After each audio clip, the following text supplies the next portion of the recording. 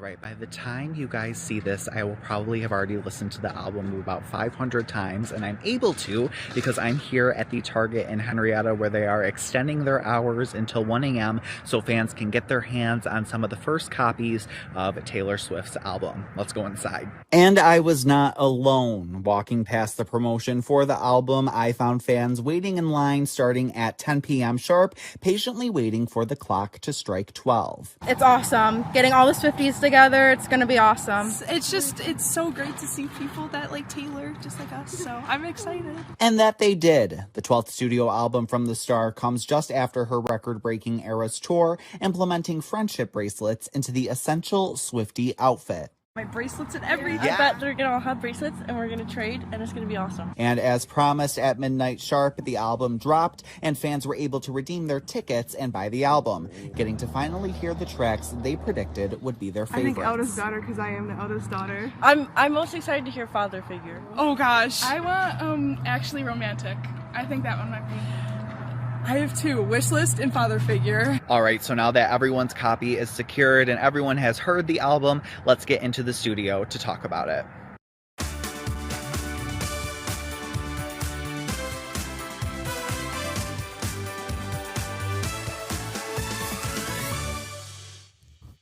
Hello, happy New Music Friday. I'm Gio Battaglia, host of Behind the Curtain. So excited for today's episode as we celebrate the release of The Life of a Showgirl, Taylor Swift's 12th studio album. And I can't do it alone. I have some top-notch Swifties to help me out with today's discussion. We have Katie, a dancer for the Cruel Summer Tribute Band, as well as Sam, spins_ with Sam on Instagram, avid record collector. Thank you guys so much for joining today's discussion. Thank you for having us. Thank you. Of course. Now, we got to talk about the album first, and then I want to know the nitty-gritty stuff about your relationship, parasocial relationship with Taylor Swift.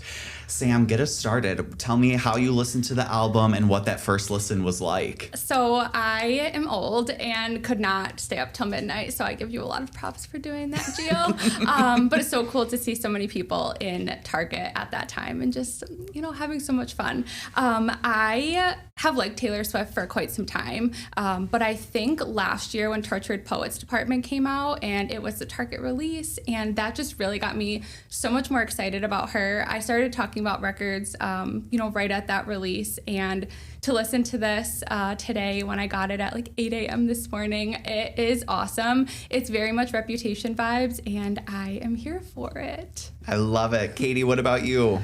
Oh, well, I've been a Swiftie since I was little. I would listen with my sister. Speak Now is always one of my favorites because I feel like we were in that era when we were like growing up together and listening along. And now I'm so happy that I get to like dance to these songs all the time because that's like my dream job is dancing for Taylor. But I was so excited for this album because I'm also a theater girl, and I was like, I think this is meant for me. So that was really exciting. And so I had a little listening party last night. We had a little orange snacks, and I was really pleasantly surprised. I knew it was going to be like a lot of bops because the same like 1989 producers and everything. But it did not disappoint. It was very good. So you've had a loaded release day because there's the album release, you're doing this today, and then Cruel Summer Tribute Band has a performance tonight, correct? Yeah, we're performing in Buffalo. Tell me a little bit about your role in the group and what tonight is shaped up to be. Yeah, so I'm one of the dancers for them, but I also me and the other dancer, we choreograph all of the pieces. So we do have like nods to some of the movements in the Eras tour, and also choreograph it ourselves so that we like give nods to Mandy Moore's lovely choreography, but also like don't just fully take credit for that, and get to kind of have our own creative influence on it. So it's been great to like have that artistic outlet. And then just be able to do all these performances. I mean, like the 21 plus nights are really fun, and it's people have been listening to it like since we were on the same age. And then all the kids, like when we do all ages shows, are just like the sweetest and really look up to you. And I feel like that is such a wonderful thing when you're performing things like The Man, and you can be like a good influence and like show like powerful femininity and things. So yeah, it's been great having this like both choreography and performance aspect to it. So when did you start with Cruel Summer Tribute Band, and how have you seen that demand kind of just go up as she's put more and more music out into the world? I think it was going on 2 years ago that I started with them, and we just started with Vigilante Shit. It was just that, and then we expanded. We added Ready for It and Shake It Off, and then we just kept adding dances as we saw that like people loved having us there and like wanted to see more. And I loved just doing more and being able to take pieces from other eras that we hadn't choreographed for yet. So honestly, like the amount of shows that have popped up recently for us have like skyrocketed since the album announcement, because everyone wants to just celebrate the new era. So I'm really excited that she did this and that I can be a part of celebrating it. For sure. And Sam, you got in on some of these celebrations as well. You brought some vinyls for us to showcase. Tell me a little bit about how you started collecting and kind of complemented that with being a Swiftie. Yeah, so I started collecting. My sweet now husband, I dropped a line one day and I was like, I think record collecting would be really cool. And it was around Christmas time. And he caught on to that and got me a beautiful record player and a speaker. And some of the first albums that I was like, I know I need to get our Taylor Swift albums. She did not disappoint with these. This one specifically is probably the most stunning record that I have in my collection. Just the detail and even just the feel of it. You know, when you're picking up a Taylor Swift record, like it's going to be good. It's nice and thick. It has a beautiful pressing color. So it's just really nice to own something that she was so deliberate about making. And she has the lyrics in there, which she talks about when she was like such a little girl. And she was like, I would buy CDs and I would look at the lyrics and see like what was capitalized and what wasn't, and just all of those things. And so I have goosebumps just to be able to like own things like this, that she's so deliberate and so beautifully thought out, is really, really cool. What's the rarest Taylor record that you have, and what's your biggest in search of in regard to her? Yes, my rarest, it's not as rare as it used to be, but I did just recently add Lover Live from Paris, the heart-shaped disc. So that was the second pressing that came out. The first pressing is going for too much money for me to handle. So I did just recently add that one. And then the one that I probably would really think about investing in, because it is pretty pricey on the resale, is the Record Store Day exclusive of Folklore. Of course. Long Pond Sessions. Yes. Yeah, that was just a work of art. Luckily for me, Folklore was the era that I got my first credit card. So when she was having those flash sales on the website, I was like, buy 4, save 20%. All right, sounds good. Do that deal twice. Yeah. And now just seeing what they go for on Discogs and everything like that, it's so cool to see. It is. It really is. It just allows you to really build like your personality in your collection. And the good thing is that you don't need to buy all of them at once too. Like there's so many different pressings and variations and just options for you to buy. I mean, she obviously came out with Taylor's version, a lot of those albums. And those are just as well done as, her older albums as well too. So really cool to see. Yeah. And kind of adding on to that, she gets a lot of flack sometimes for the amount of variants and album covers and options that you have. But how do you kind of think about what kind you're going to get and, your response to all of those? Yeah, as far as variant collecting go, I am not really one to do that. It did happen with Tortured Poets Department just because that one came out, and then later on she came out with the anthology, and I was like, well, I need that. So I got those. With these here, I got the Target one first, and then I was like, I can't imagine what the original pressing is going to look like, so I'm going to get that too. But I've never really been one to be like, I don't even know, she put out like 10 variants or something crazy like that. I do know some like record collectors that did do that, and I'm excited to see their unboxings, but it's just something that I feel like I don't need to chase, but it's really fun to watch other people be excited about it. I definitely started that way, that I got to have every single one, and you never know which one's going to spike in value. But as, you know, she kind of kept doing it, and it just kind of, the logistics of everything, I was like, all right, maybe slow down, think about what cover you want, and just really think about it. But my next question to you both that I posed in when I was at Target, what track did you guys claim before the album came out? Did it live up to expectations? And what was your favorite walking away?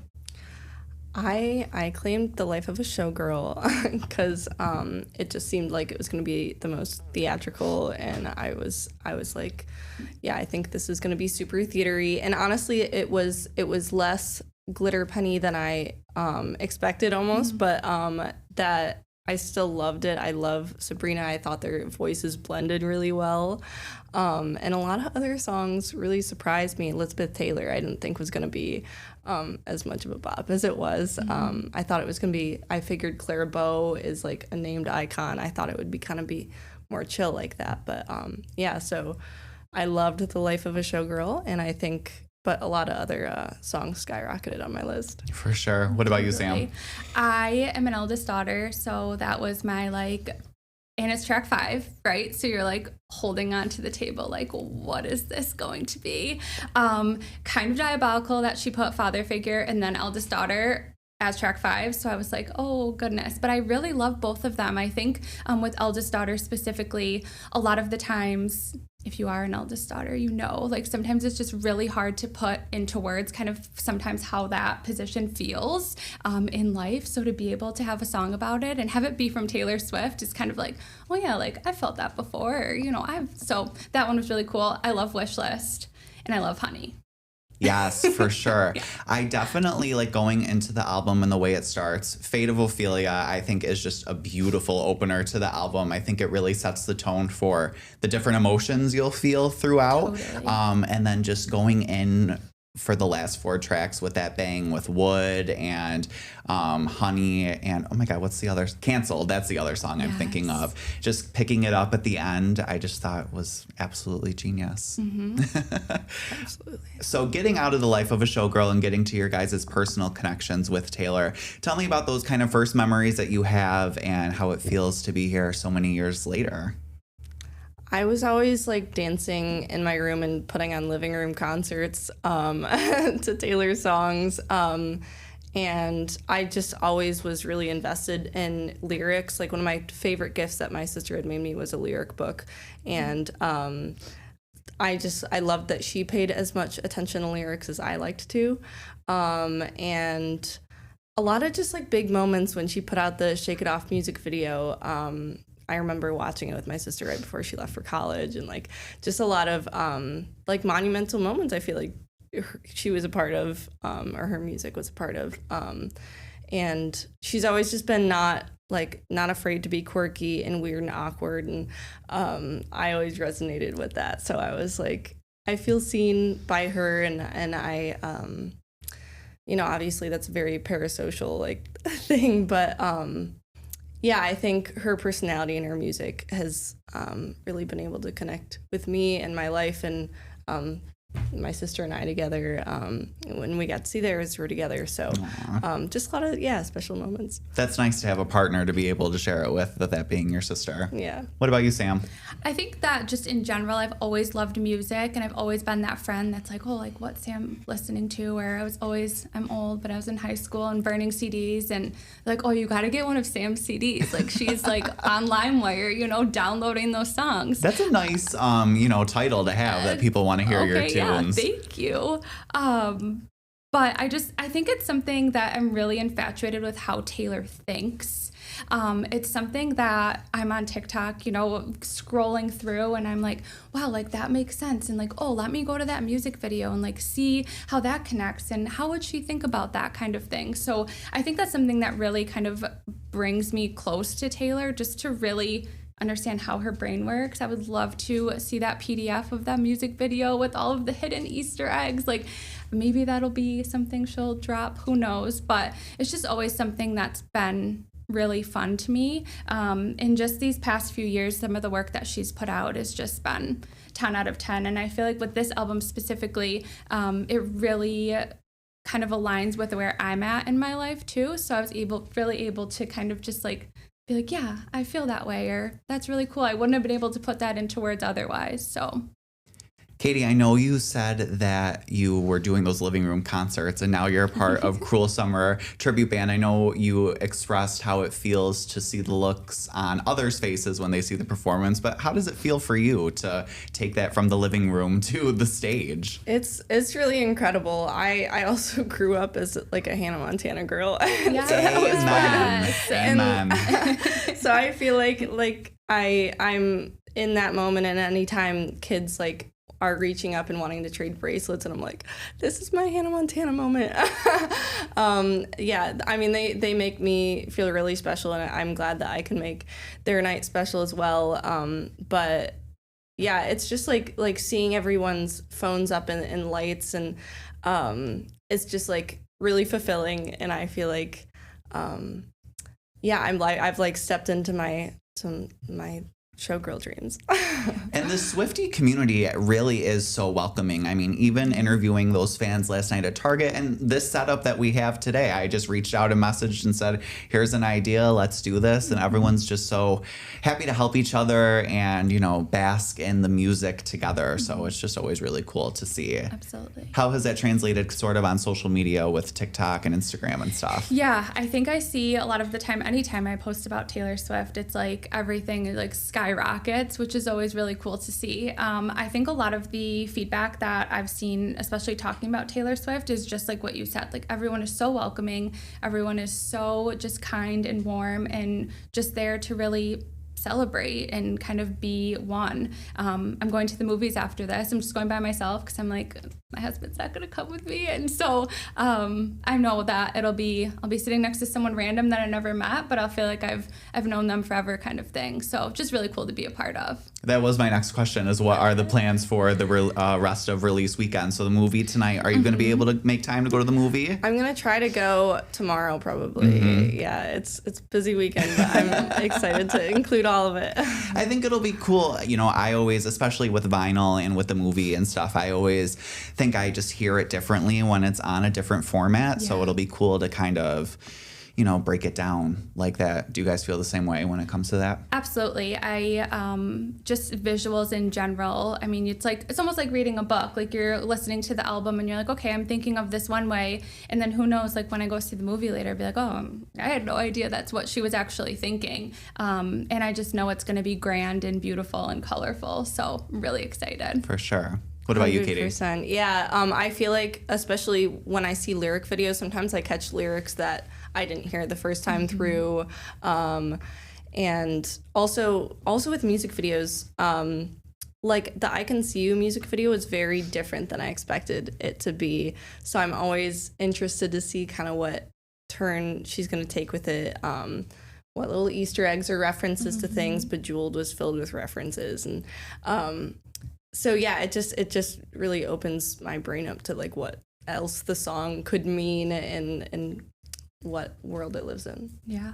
What are you guys hoping for is next from Taylor? That could really be anything. Yeah, that could be, what do you want her sound to be next time? What do you want the rest of the year or next year? We got the wedding to think about. And I think that I mean, the next one is TS13. So, like, what does that mean? Right. Crazy. You know, like, is she going to take a break? Like, is she going to drop a huge, surprise on us in the movies? Like, I don't know what's next. I am very excited for the wedding, though. I can't wait to see the dress and all of that stuff. But, yeah, I think she's going to throw us for a loop in the next few days here. I saw our little clock in and out ticket that she posted, and we're supposed to be on standby. Isn't that today? Yes, tonight? It's either tonight or tomorrow night. Yeah, That's scary. We'll be on the edge of the seat for that for sure. Yeah, man, I really don't know what's coming, to be honest. I mean, everyone's been clowning for Rep TV for ages, and Yes, obviously that's we true. know we're not getting the whole album. But between the photography being similar and like, I do think a lot of things are pointing to some Reputation vault tracks. Yeah. And it's really interesting looking back at all the times we were like, there's orange, what does orange mean? And how far back that went. So I just know she's always 3 steps ahead. So she probably already knows what's in store for the future.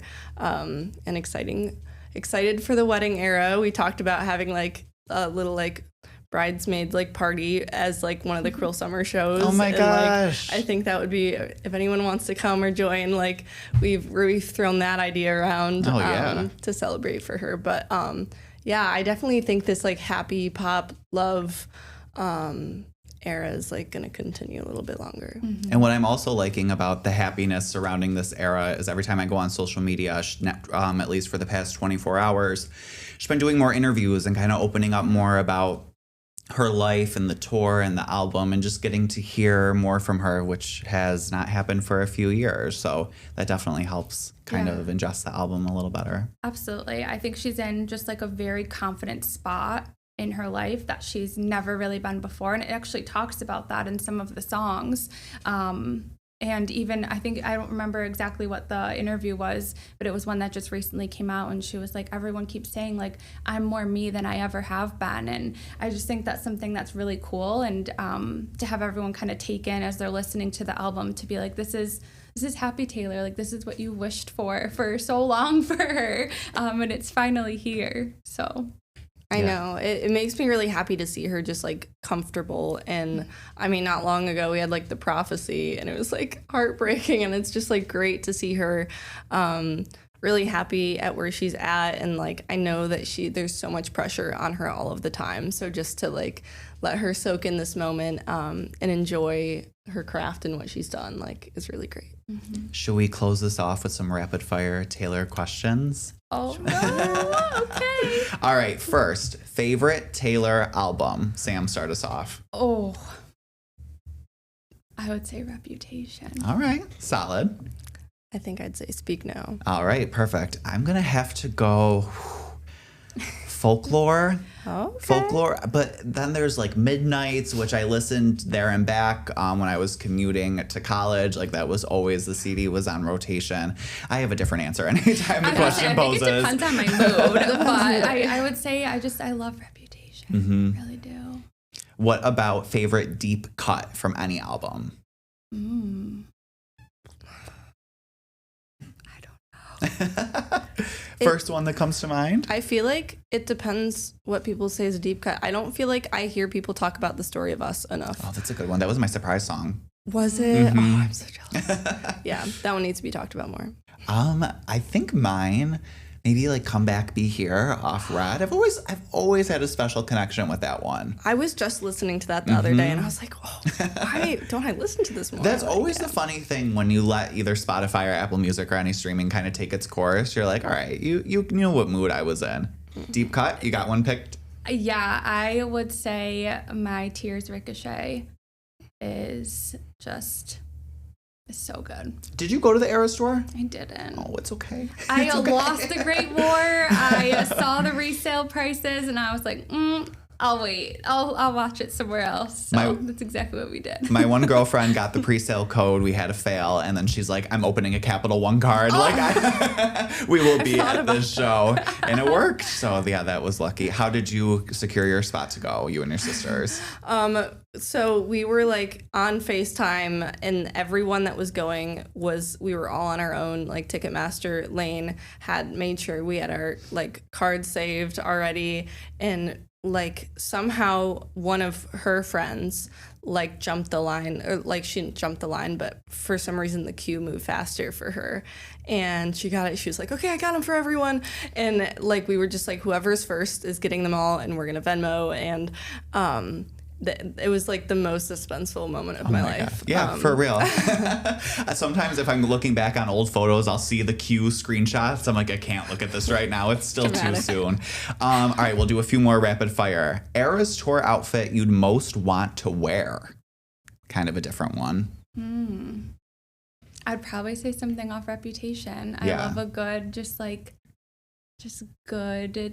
nice outfit with the sequins and black, and Heck yeah. I wore a purple dress for Speak Now and with the like lyrics down my arm and stuff. But I think if I were to do something else, I love her vigilante bodysuits. Like the scallop one, I think is really pretty. So if I was able to replicate something like that, I'd say that. I think I like the flowiness of like the folklore outfit and just how easy it is to move in, just kind of goes with the era. So I think I would have to say that one. This has been an absolute great discussion about Taylor Swift. Definitely what we need for release day, but I can't stop the show before showcasing the beautiful friendship bracelets that Sam made for us. Katie, show us yours. They are just so cute. They look awesome. I didn't make any for the Eras tour, so getting some is definitely always great. So thank you guys so much for talking about Taylor Swift with me today. It definitely got me more excited to go back and listen to the album again. Yes, thanks for having me. Thank you for having me. Of course. And Cruel Summer performs tonight in Rochester. Where are we at tonight? Oh, so we're going to be actually in Buffalo tonight. Electric City, doors open at 7, show at 8. It's going to be a lot of fun. This venue is like recently revamped. It's really pretty and we're going to have a lot of fun. All right, that sounds amazing. Thank you so much for watching this edition of Behind the Curtain. Tweet me what song you claimed and if it lived up to the hype, and we will see you next week. Take care.